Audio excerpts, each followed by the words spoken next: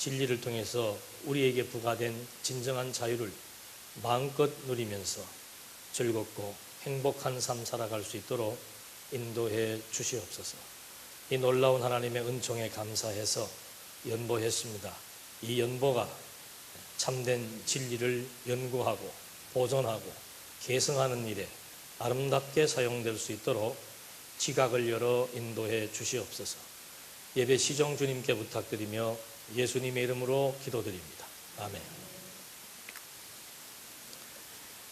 하나님의 말씀 창세기 1장 28절 보시겠습니다.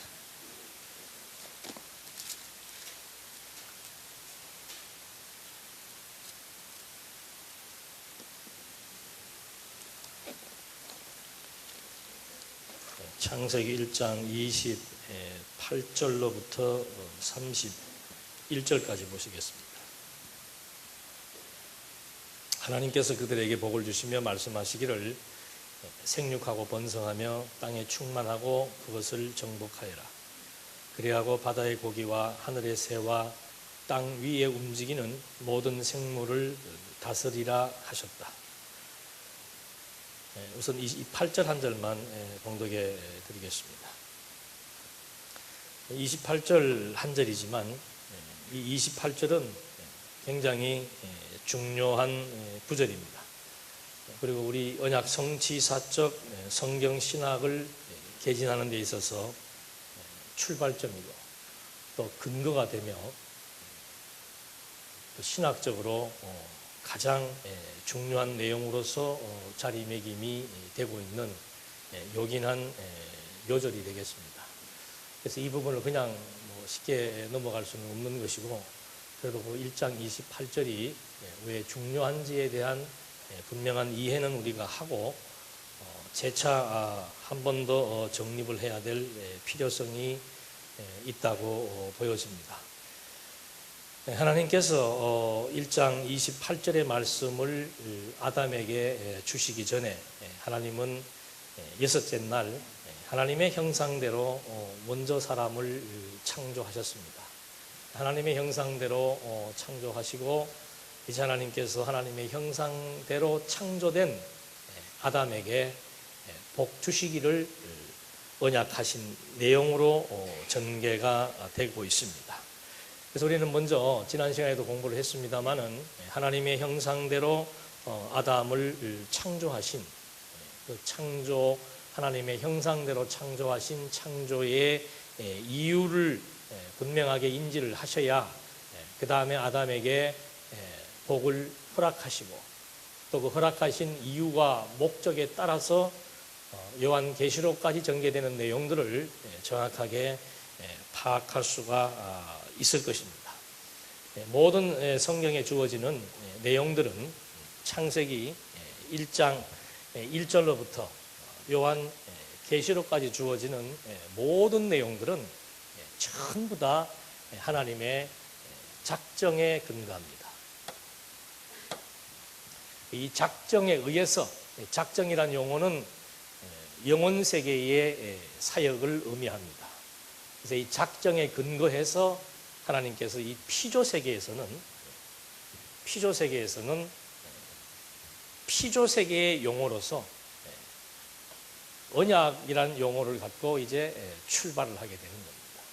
그 시점에 있어서 이제 우리는 방금 읽어드린 창세기 28절이 어떤 위치에 있으며 이것이 얼마만큼 중요한 구절인 것을 물론 아시는 분은 계시겠습니다만은 한 번 더 확인해야 될 필요가 있어 보입니다. 일반 신학에서는 창세기 1장 28절에 대한 관심은 거의가 찾아볼 수가 없습니다. 대부분의 신학자들은 창세기 1장 28절을 문화명령으로 간주합니다. 문화명령이라고 하는 것은 바로 현세적 의미로서 하나님께서 아담에게 복을 주었는데 그 복은 현세적 의미로서 다산, 생육하고 번성해서 자식을 잘 놓고 많이 놓고 그리고 돈 많이 벌어서 땅도 많이 사고 그리고 더 좋다면은 이 세상의 권세도 취득을 해서 높은 명예까지 얻게 된다면은 그것은 아마 인간에게 주어지는 최대의 행복이 될 것이며 금상첨화일 것이다. 이것이 그냥 문화명령이라는 말의 의미입니다. 문화라고 하는 것은 피조세계를 의미하는 것인데 이 땅에 살면서 아담에게 이렇게 보편적으로 잘 먹고 잘 살 수 있다라고 하는 복의 개념으로 이해하는 것이 문화명령이죠. 이건 우리의 관점과 너무도 현격한 차이가 있는 겁니다. 창세기 1장 28절 아담은 로마서에서 바울이 말하기를 오실자의 표상이라고 했습니다. 표상이라고 하는 말은 본복입니다.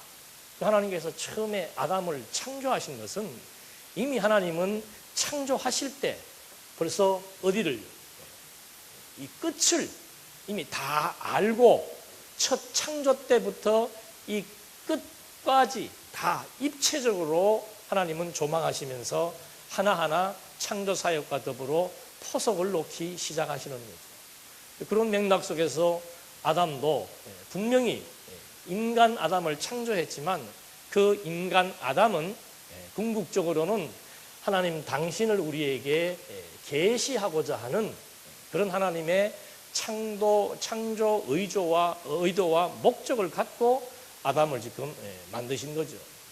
하나님의 형상대로 만드셔서 그 아담에게 1장 28절이라고 하는 중요한 하나님의 복을 지금 하나님이 하사했는데 그 복을 그냥 일반적인 문화의 차원에서 이해한다는 것은 그 아담이 문화적인 맥락에서 보편적인 인간으로 이해한다는 것밖에 안 되는 거죠. 그러나 성경은 아담은 바로 장차 오실 그리스도에 대한 예표로서의 모형입니다. 그래서 아담에게 그 복을 허락하셨다라고 하는 것은 그 복 허락하신 그 복이 둘째 아담 그리스도로 말미암아 반드시 성취되고 실현될 것을 하나님은 의도해서 주신 복인데 그 복을 단순히 문화 명령으로 이해하는 거죠. 그리고는 신학자들의 관심이 그 다음부터는 어디에 집중되는가? 전부 1장에는 별 관심이 없습니다. 더더군다나 1장 28절에는 별 관심이 없습니다. 모든 신학자들의 관심은 인간의 타락에 집중하기 시작을 합니다. 인간이 타락을 했다? 왜 타락하게 되었는가? 누구의 의지로 타락하게 되었는가? 그 타락의 결과로 어떻게 되었는가? 그래서 우리에게 누가 필요한가? 이게 결국은 모든 신학자들의 관심사입니다. 그러니까 신학이라고 하는 것은 하나님이 어떤 분이신 줄을 알기 위해서 주어지는 학적인 학문적인 내용인데 하나님에 대한 관심보다는 모든 학자들의 관심은 말이 신학이지 전부 그들의 관심은 인간에게 다 집중되고 있다라고 하는 거. 그래서 이런 논조를 철학자들은 인간학이라고 무시할 수밖에 없는 거라 이 말이죠. 말이 신학이지. 신학이라면 창세기 1장 1절로부터 요한계시록까지 해서 하나님이 어떤 분이신가에 대한 관심을 갖고 그 하나님이 당신을 어떤 원리에 의해서 당신을 우리에게 보여주었으며 당신을 보여주신 이유와 목적이 어디에 있는지를 찾는 것이 신학인데 지금 이 아침도 마찬가지입니다. 우리가 지금 여기 모여서 무슨 경건한 태도와 자세를 갖추고 하나님 앞에 찬송을 올리고 기도를 올리고 예배를 올리는 그런 식의 무속적인 그런 의식이 아니라 이 말이죠. 물론 순서에 따라서 찬송도 부르고 기도도 하고 이런 내용들이 다 필요합니다만은 이 모임의 핵심적인 성격은 어디에 있는가? 우리의 모든 관심이 하나님에게 지금 집중된다 이 말이죠. 하나님은 과연 살아계신가? 하나님은 어떤 속성을 지니고 계신가? 지난 한 주간 동안 나에게 발생되어진 여러 가지 많은 일들이 도대체 하나님과 연관되어질 때 어떤 의미로 나에게 다가오는가? 이것이 하나님께서 우리를 이 땅 위에 출생하게 하시고 살아가게 하시는 이유와 목적에 해당되는 겁니다. 우리 모두는 다 하나님 나라의 역사적인 사명을 띠고 여기에 뭐 한 거예요? 다 출생하신 거예요. 역사적인 사명을 잊어버리고 산다는 것은 그건 있을 수가 없는 거죠. 내가 지금 왜 먹어야 되는지, 왜 일해야 되는지, 왜 살아야 되는지 그걸 잊고 사는 거나 마찬가지죠. 그러니까 삶이 재미가 없고 인생살이라고 하는 게 별거 있습니까? 어제 하던 일 오늘 하는 거예요. 오늘 하는 일 내일 하는 것이고, 뭐 걱정, 근심의 이 항목들 따져보면 별거 없습니다. 다 먹는 거, 예? 의식주 문제, 그 다음에 건강의 문제, 뭐 그 외에 별거 없어요. 그냥 돈과 건강, 그거 갖춘 사람들은 명예와 인기, 그것 때문에 지금 다 맨날 근심, 염려, 걱정하는 거죠. 그러다 보니까는 하나님께서 우리를 이 땅에 왜 보내셨는지에 대한 장엄한 하나님 나라의 군사로서, 하나님 나라의 백성으로서 그 엄청난 역사적 사명을 잊어버리고 그저 하루하루 세월만 보낼 수밖에 없는 가련한 인생이죠, 그게. 가련한 인생. 살아야 되는 이유도 분명하지 않고, 일하고 먹고 마시는 이유도 분명하지 않고, 60년, 70년, 80년 평생을 같은 일을 반복하면서 산다? 같은 일 반복하며 사는 그것 자체만 바라보니까 삶 자체가 무미건조하고 마음에 뜨거움이 사라지게 되고 목숨을 걸 만큼 그 무엇도 없는 거죠. 20대, 30대, 40대야 그래도 자녀에게 목숨 걸잖아요. 50대 넘어가면 목숨 걸 대상이 없어져 버려요.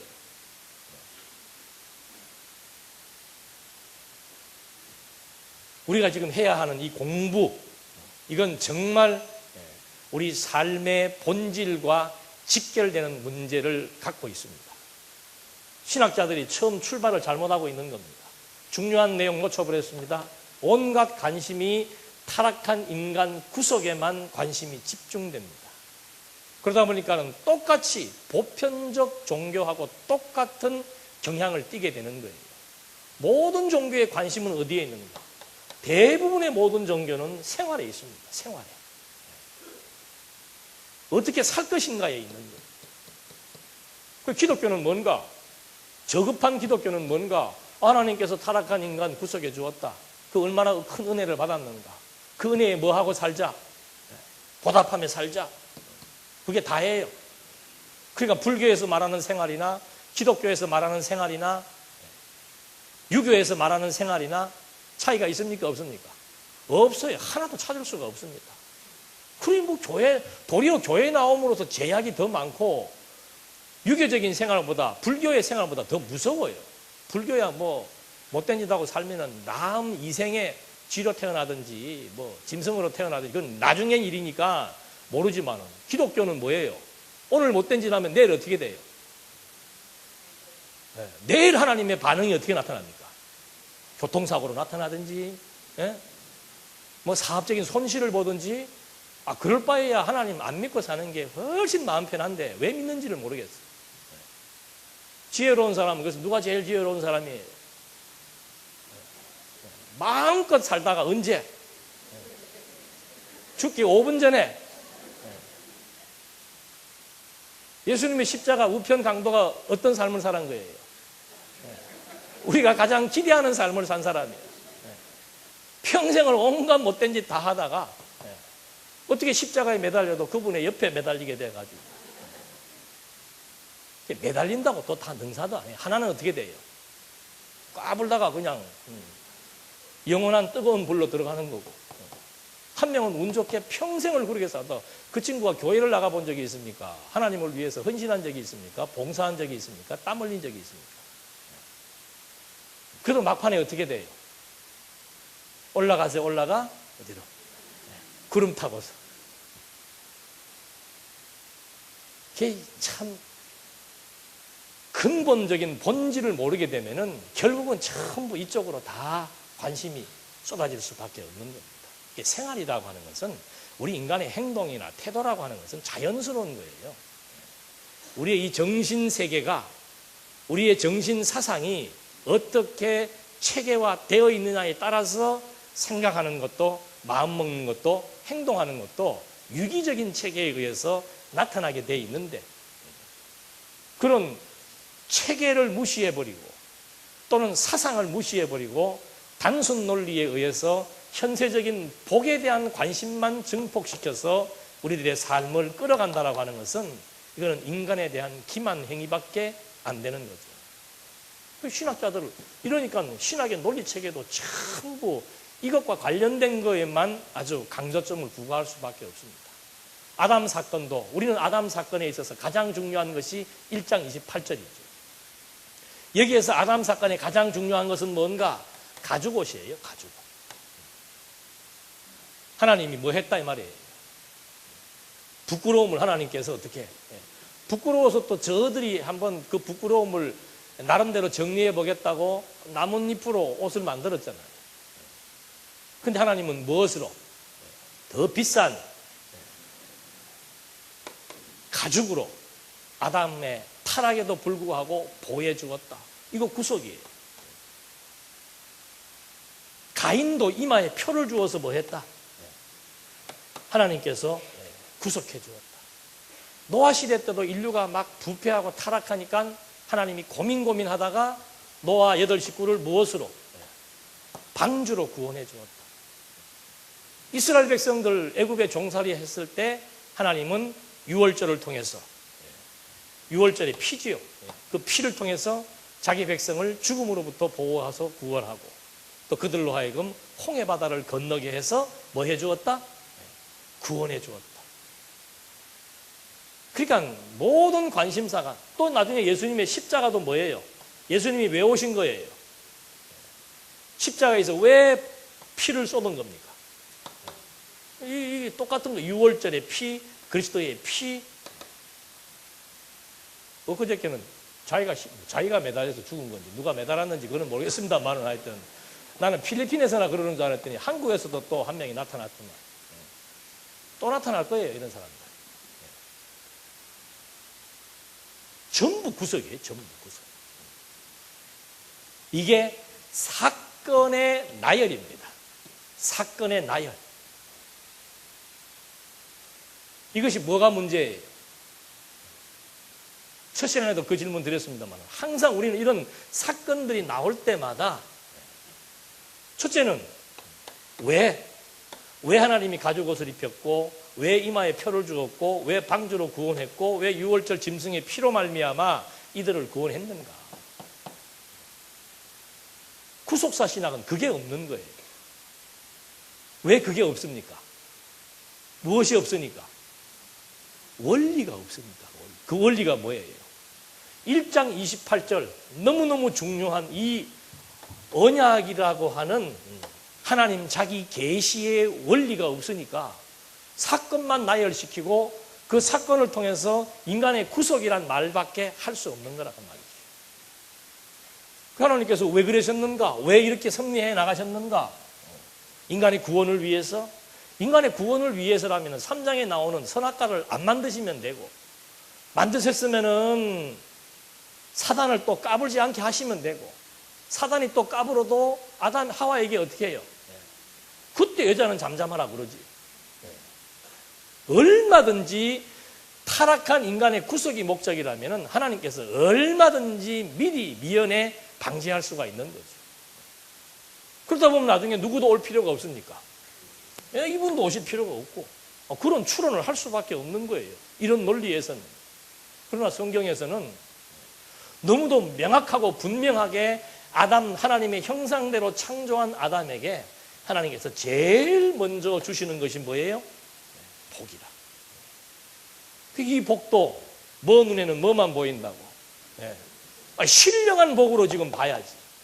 계시적 차원에서 하나님이 어떠한 분이신 것을 알게 하기 위한 것인가라고 하는 신중심의 관점으로 복을 봐야 되는데, 아담이 오실 자의 표상이라 해서 그 아담에게 하신 그 복의 내용은 분명히 모종의 신령적이고 신학적인 의미가 있을 것이다. 그런 관점으로 접근을 해서 이해를 해야 되는데, 그냥 복이란 말만 나오면 뭐예요?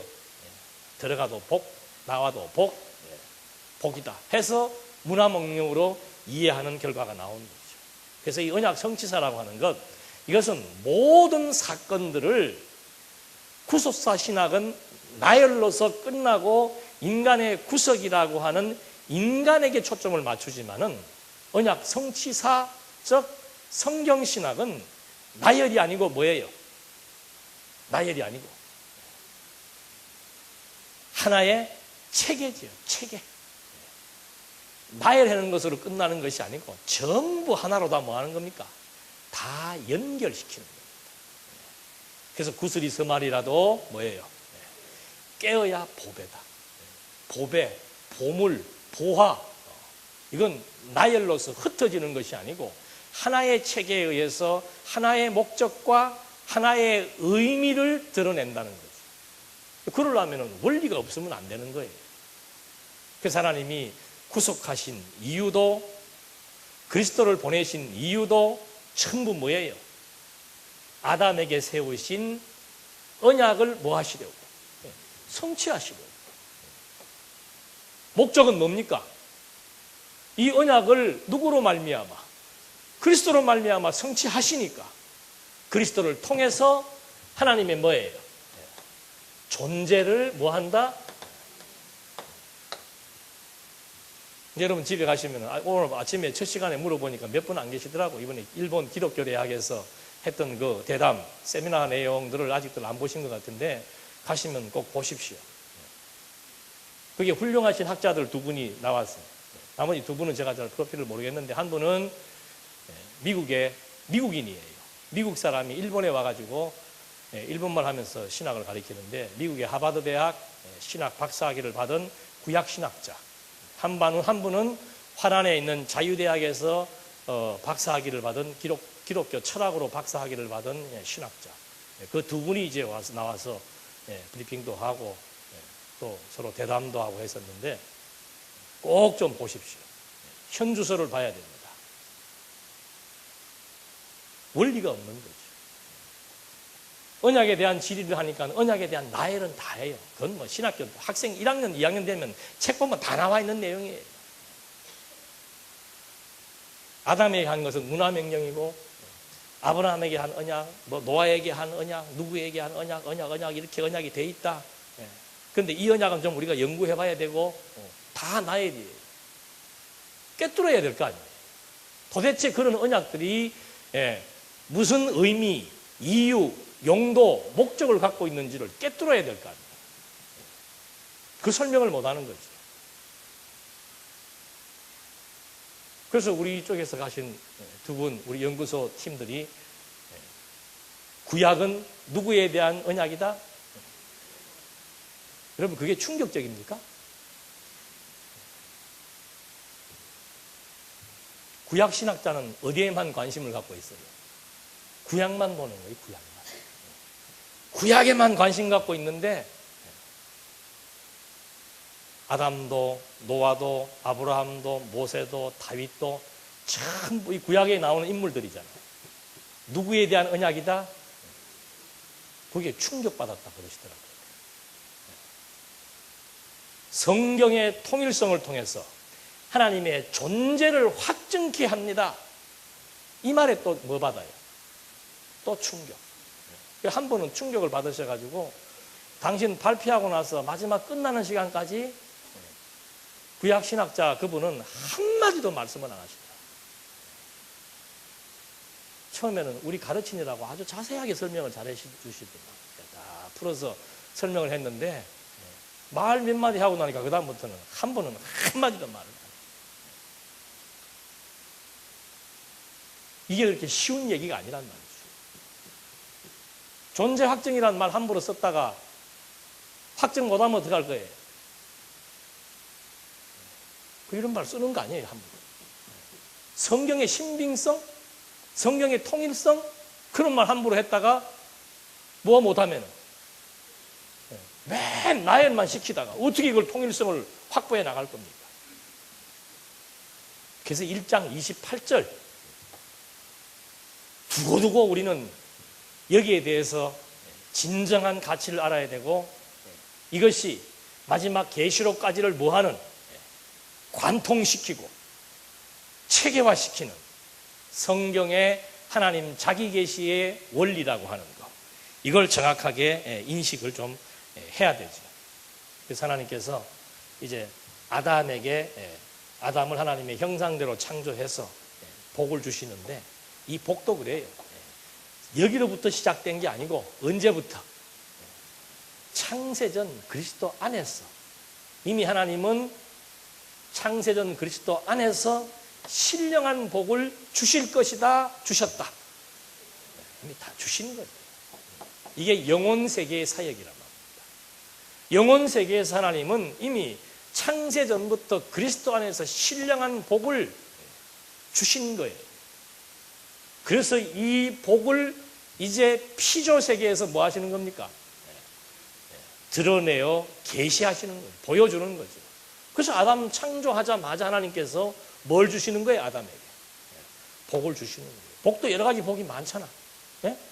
근데 왜 꼭 세 가지만 줘요? 복이 많은데 왜 세 가지만 줘요? 요 복이 다 무엇이니까? 구약에서 이미, 창세전부터 그리스도 안에서 하나님께서 확정해 놓으셨던 하나님 나라에 대한 복이기 때문에,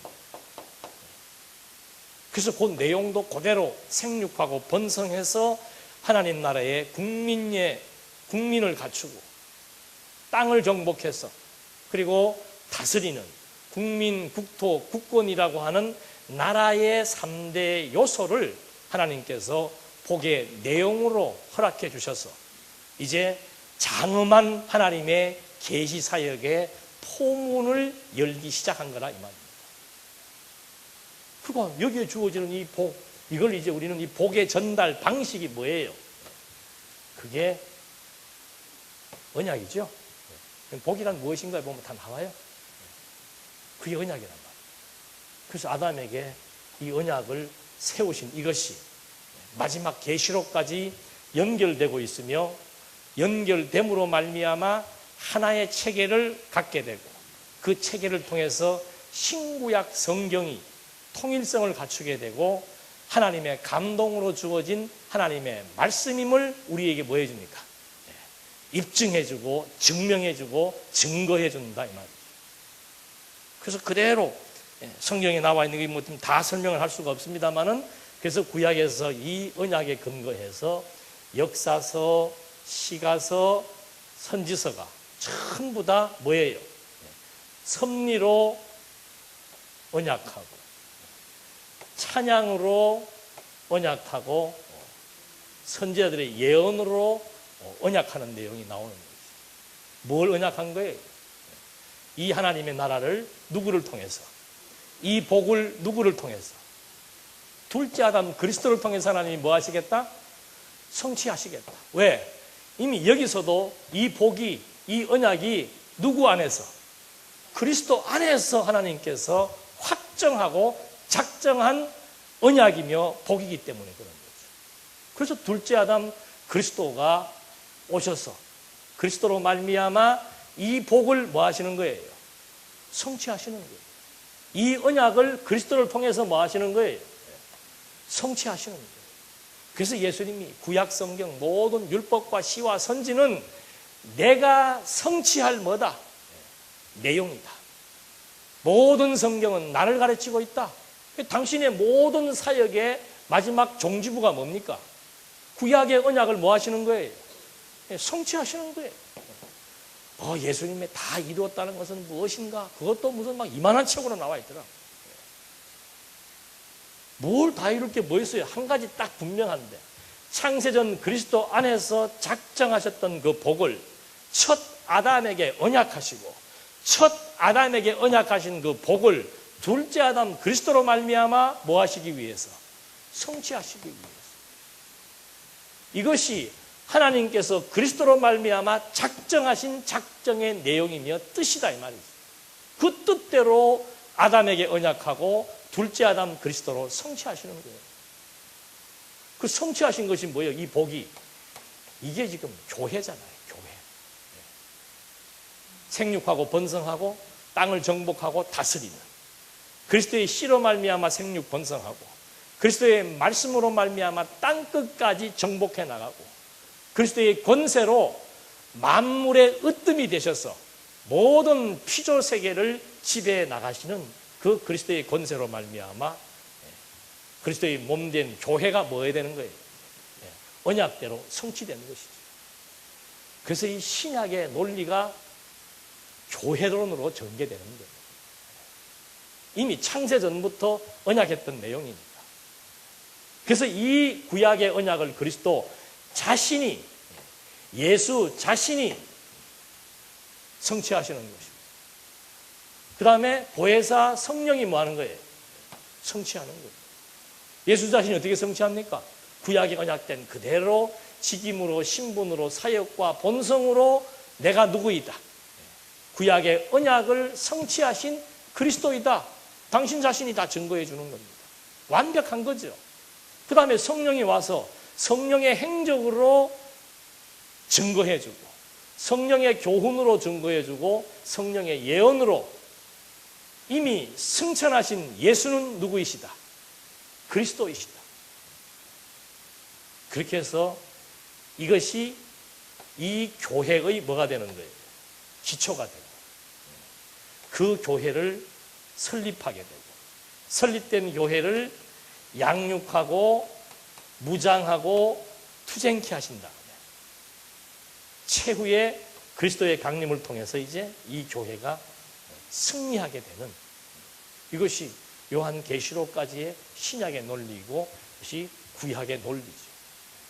그래서 1장 28절이라고 하는 것은 너무너무 중요한, 이름으로 말미암아 성경이 뭐예요? 성경이 하나님의 감동, 하나님의 말씀으로 주어졌다는 사실을 우리에게 뭐 해준다고요? 신빙성 입증이란 말입니다. 성경이, 신구약 성경이 하나의 원리에 의해서 쫙 관통되고 있고, 하나님의 언약대로 성취되었으므로 성경은 진리이며 하나님의 감동으로 주어진 하나님의 말씀인 것이 확보되게 되는 거죠. 이것이 언약 1장 28절에 의한 언약과 성취라고 하는 이 성경 자체의 논리가 없고 원리가 없이는 증명할 수 없고 설명할 수 없는 복잡한 내용들이죠. 1세기에 요한계시록이 완성되었잖아요. 그리고 4세기 395년도에 신약성경 27권이 이제 정해졌습니다. 그 이후로부터 16세기 때까지 성경이 한 권으로 만들어지질 못했죠. 다 가죽종이에 싸서 일부 계층들만 성경을 보게 되었다가 16세기 종교개혁 때 인쇄술에 의해서 성경이 그때서 비로소 한 권의 책으로 평민들에게 이제 다 이제 보급이 되기 시작한 거란 말입니다. 그래서 16세기 때부터 성경을 한눈에 보기 시작하면서부터 학자들의 관심은 어디에 모아지는 거예요? 이 성경이 진짜 하나님의 말씀인지, 그리고 이 66권, 주제가 66개고, 그 나와 있는 내용들이 다 다양하고, 저자가 다양하고, 시대적 배경이 다양하고, 문화가 다양하고, 사회가 다양한 이런 내용들이 지금 소개된 이 성경책 66권이 과연 하나의 의미로, 하나의 체계로, 하나의 목적에 의해서, 원리에 의해서 이게 통일성이 확보되고 있는가? 그거 찾기 시작한 것이 16세기 이후로부터 시작해서 이제 지금까지 뭐 한 거예요? 보세요, 직접 여러분. 일본의 신학자들, 제네바의 신학자들, 미국의 신학자는 뭐 여러분들이 책 관심 있으시면 책 보면 다 나와 있죠. 아마 이제 미국의 신학자도 곧 한번 그런 대담회를 가질 겁니다. 500년 성경을 한 권으로 이제 인쇄를 해서 번역된 그 성경들을 가지고 500년 동안 성경 신학자들이 모여서 성경의 통일성을 찾으려고, 성경이 하나님의 말씀이라는 그것을 입증해 보려고 주야장창 연구했지만 찾을 길이 없는 거죠. 저는 이 말하고 중국에서 박수 받았어요. 여기서는 안 나오네. 여러분이 갖고 있는 그 교재가 비록 역사서만 나와 있지만 중국어로 번역된 그 교재가 이런 역사적인 배경 속에서 아직도 신학자들이 찾지 못했던 성경의 통일성, 성경의 신빙성을 입증한 그 개론책입니다. 그랬더니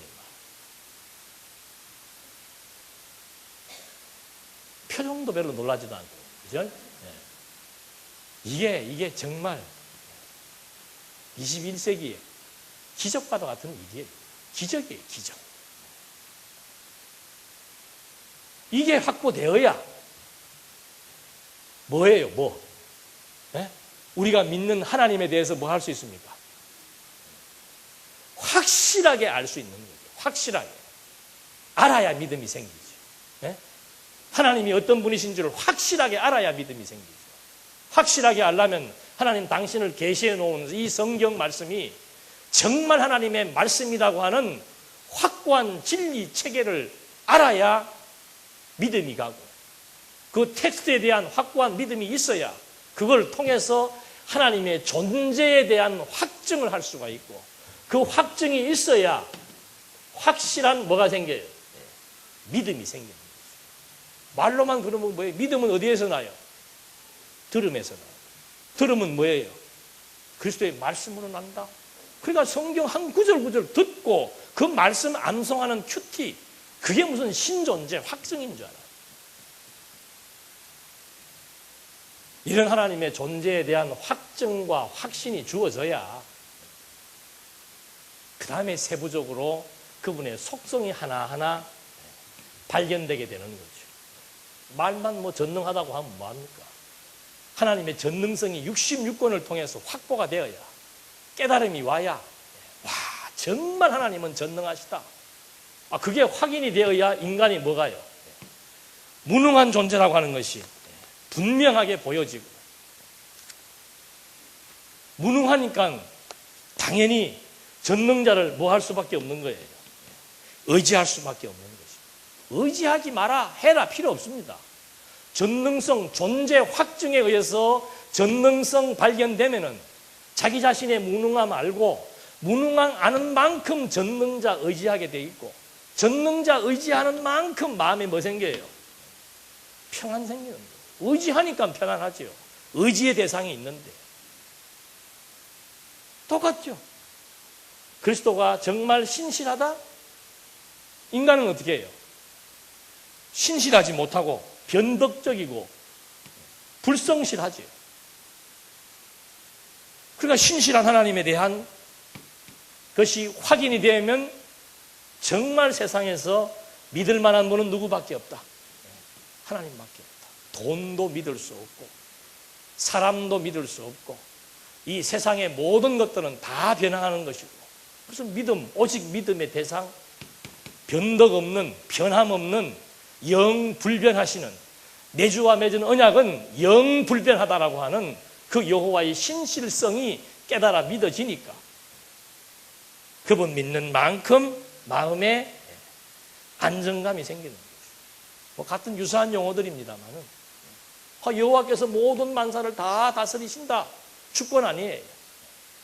창조로부터 종말 때까지 이르는 모든 섭리 역사가 하나님의 작정 계획대로 치밀하게 분초도 어김없이 때를 따라 목적을 이루시면서 섭리해 나가신다. 그게 확실하게 깨달아 믿어지니까 그 다음에 우리는 그분에게 종속된 존재라고 하는 사실이 너무도 분명해지는 거죠. 자율성이 어디가 있습니까? 자율성. 인간에게 뭘 선택하고, 인간이 뭘 결정하고, 인간이 무슨 선한 일을 하고 악한 일을 하고 무슨 자율성이 있습니까? 만사가 하나님의 주권하에 있는데, 그래서 그게 깨달아져야 여호와께 사람이 자기의 길을 계획해도 그 걸음을 인도하시는 분은 누구시다. 그러니까 자연스럽게 뭐 하게 됩니까? 내 계획을 뭐 하게 되는 거예요?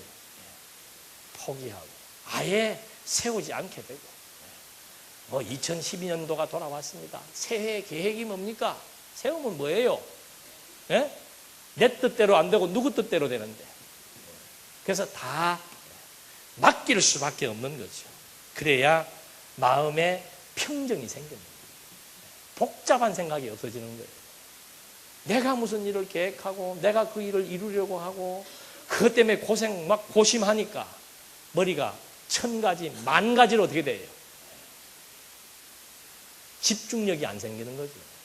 왜 인생을 살면서 집중할 수 없는가? 주권자를 모르기 때문에, 주권자를 모르기 때문에. 자꾸 자기가 1000가지, 10,000가지를 생각하는 게 많은 거예요. 하나님 알면은 생각도 정돈되고, 생각도 한 군데로 모아지고, 복잡한 생각을 할 이유가 없는 거예요. 왜? 생각대로 되니까 안 되니까. 요즘 광고는 보니까 생각대로 뿐 그러더라. 생각대로 뿐 안 돼요. 그래서 존재 확정은 속성 발견이고 그 속성의 세부적인 발견들이 우리들로 하여금 정말로 삶을 평화롭게 정리해 나갈 수 있도록 섭리해 나가시는 것입니다. 하나님이 영원하시다. 이 피조 세계는 뭐예요? 한계가 있고 전부 가변적이에요. 마음 둘 곳이 없다 이 말입니다. 그래서 전도서는 가치 발견이에요. 가치 발견. 뭐가 가치로운가? 해 아래 가치로운 것이 없더라. 다 변하고 다 그게 그거고 돌고 도는 것이고 그걸 모르니까 자꾸 어디에 가치 두는 거예요. 그래도 이생보다는 어디가 좋다. 그런 말은 잘 안 잊어버리죠. 소똥 위에 굴러도 어디가 좋다? 그래서 사나 죽으나 앉으나 서나 어디가 좋은 거예요? 돈에 돈. 전부 가치 판단이 잘못되기 시작하는 거예요. 그러니 세상의 소망을 어디에 두는 겁니까? 소망을 세상에 둘 수밖에 없습니다. 근데 전도서를 바로 알고 하나님은 영원하신 분이다. 그 영원한 세계의 본질의 세계, 흔들리지 않는 세계, 변함이 없는 세계, 참된 세계, 그거 깨닫고 나게 되니까 그 다음에 소망이 있는 사람이 되는 거예요. 소망.